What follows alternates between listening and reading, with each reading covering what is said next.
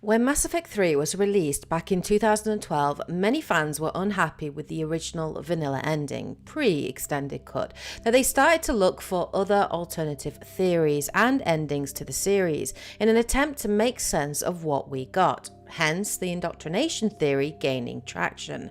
Several years after Mass Effect 3 came out, we gained more of an insight into the making of the trilogy, as many BioWare developers and ex-writers shed some light on possible story threads that ended up on the cutting room floor. One such thread was the dark energy theory. Before we delve into the theory, let's start off by looking at what dark energy actually is. According to the Mass Effect wiki, dark energy is the name given to the universal fifth force, identified by astronomers during Earth's late 20th century. Like gravity, dark energy influences all matter in the galaxy, and its effects can be seen on both cosmological and subatomic scales. The repulsive effects of dark energy are the primary reason the expansion of the universe is gradually accelerating.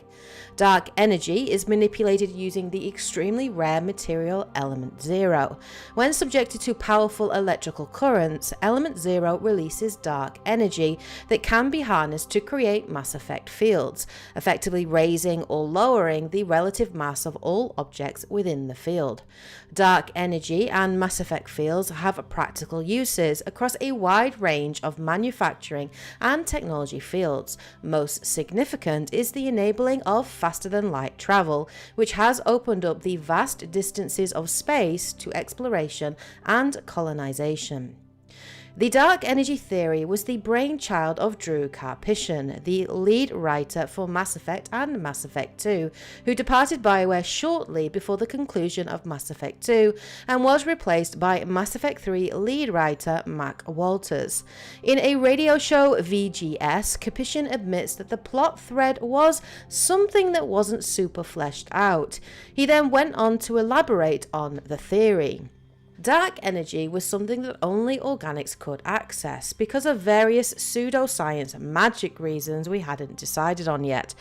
Maybe using this dark energy was having a ripple effect on the space-time continuum. Karpyshyn laid the groundwork for this theory in Mass Effect 2, which can be seen clearly during Tali's recruitment mission on Haestrom. What can you tell me about your research here? Haestrom's sun is destabilizing. Back when this was a Quarian colony, it was a normal star. It shouldn't change that quickly. Any idea what's destabilizing the sun? If I had to guess, I'd say that it was dark energy affecting the interior of the star. The effect is similar to when stars blow off mass to enter a red giant phase, but Haestrom's sun is far too young for this to be natural.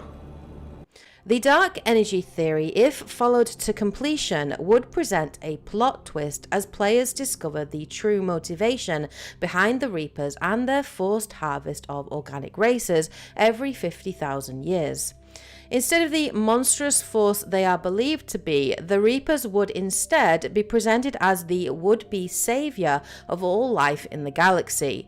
The theory, according to Drew, went as follows.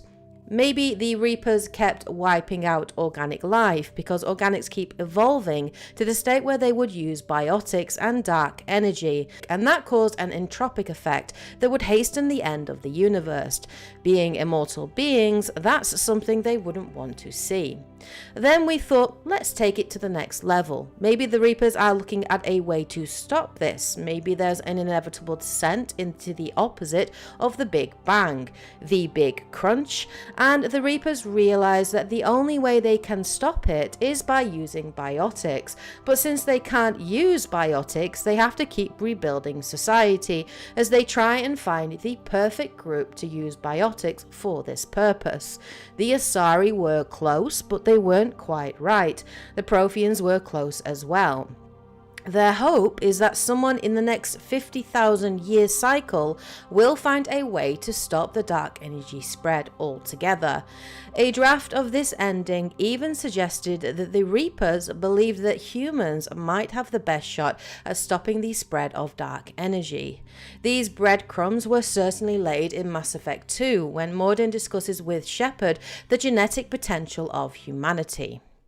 Humans useful as test subjects. Genetically diverse, enables exploration of treatment modalities. How are humans more genetically diverse? More variable. Peaks and valleys, mutations, adaptations, far beyond other life, makes humans useful test subjects, larger reactions to smaller stimuli. I know we can look much different from each other, but Asari have a wide range of skin tones. No, ignore superficial appearance, down to genetic code. Biotic abilities, intelligence levels. Can look at random Asari, Krogan, make reasonable guess. Humans, too variable to judge. Outliers in all species, of course. Geniuses, idiots. But human probability curve offers greater overall variety. Personally, I am not a huge fan of the whole humans are special trope. I find this idea tiresome, dull, and in complete contrast to what I feel is the ultimate theme within the trilogy, which is the need for the various Milky Way galaxy species to put their differences to one side and utilize their individual strengths and characteristics to overcome the threat of the Reapers. The whole humanity saves the day because they're special sits uncomfortably with me, and I feel invalidates everything that our shepherd had achieved. Certainly, the humans are special idea lends more context to the ending of Mass Effect 2 and the motivation behind the creation of a human Reaper. It appears the Collectors have processed tens of thousands of humans. Significantly more will be required to complete the Reaper. What do the Collectors gain by turning humans into this Reaper shell? They may be facilitating the Reaper equivalent of reproduction, or it may serve another purpose. I do not have the data to speculate further. According to Karpyshyn, in one version of the ending, players would have had to decide whether or not to help the Reapers essentially destroy humanity in order to create a human Reaper hybrid, or to bet on humanity being able to find an alternative solution to the dark energy spread.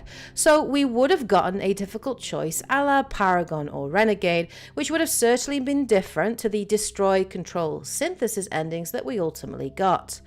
BioWare ultimately chose to go in a different direction, and the breadcrumbs laid in Mass Effect 2 with dark energy and the human Reaper were never pursued and to this day remain unresolved. Was this decision the right one?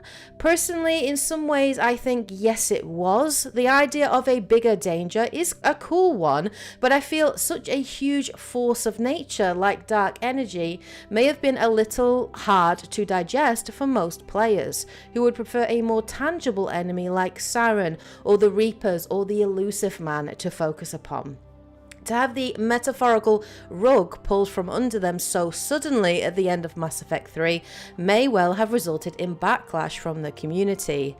While I feel that the dark energy theory may not have been a good way to finish the original trilogy though, I do think it has a lot of potential for the next Mass Effect, providing an interesting way to continue the story and a smart way to link both the Milky Way and Andromeda galaxies together. That link, of course, is the Scourge, which, as we know, is a sinister spatial anomaly made up of dark energy that destroys all organic and inorganic matter that it comes into contact with. Though some may argue that this isn't connected to the spread of dark energy, but simply a consequence of the conflict between the Jarden, the creators of the Remnant, and their conflict with the opposition, as implied in a codex entry within Andromeda, still, I think it would make a great connection, and perhaps the Jarden simply took advantage of the spread and destructive nature of dark energy, accidentally creating the Scourge as a result. Of course, as a massive Mass Effect fan, I do have some ideas on where BioWare could take the story if they chose to revisit the dark energy theory. The first thing I would like them to do is to make the next Mass Effect another trilogy, as I don't think you could do the story justice in a standalone title. The first game in the trilogy would begin with Liara and the Normandy crew supporting the Council and Citadel races with the post-war recovery. This may or may not involve Shepard if he or she survives the ending of Mass Effect 3. Our resident Prothean expert and shadow broker, using her vast information network, investigates the remains of the derelict Reapers left behind from the Destroy ending, which is canon at this point. Through her research, she uncovers more information on the Reapers, their origins and motivations, and with every planet and system explored, ultimately uncovers the truth behind the harvest and the galactic threat of dark energy. This may be the final reveal at the end of the first game, a la Virgil on Ilos. The second game then picks up and we find Shepard and the Normandy travelling into dark space, an area of space that the Reapers retreated to at the end of every cycle, in a goal to uncover more. This would be awesome as it would involve discovering new worlds or new species. In their goal to find some way to stop the spread of dark energy, they may find live Reapers there that didn't join the current harvest, or perhaps technology that allows them to link and connect to the Andromeda Galaxy and the Initiative. This may well involve the Geth in some way, shape or form. They may learn of Alex Rider's research and the existence of the Pathfinders and their AI integration with Sam, who could be crucial in some way. After all, they are the less invasive version of synthesis, which, if we're to believe, is the evolutionary goal of the Reapers, merging organic and synthetic life together to gain the best of both in order to fight the spread of dark energy. The third game, of course, may bring both galaxies and species together and resolve the threat of dark energy in some way. Of course, this is all speculation on my part, but it's fun to imagine where the story may go. So, what are your thoughts on the dark energy theory and ideas on how it may tie into the next Mass Effect? Share your thoughts in the comment section below. Let's get a discussion going. I'm looking forward to reading your views. Thanks for watching. Don't forget to support the channel by hitting that like button. Hope you guys are having a great week. Take care, everyone, and as always, happy gaming. Bye, guys.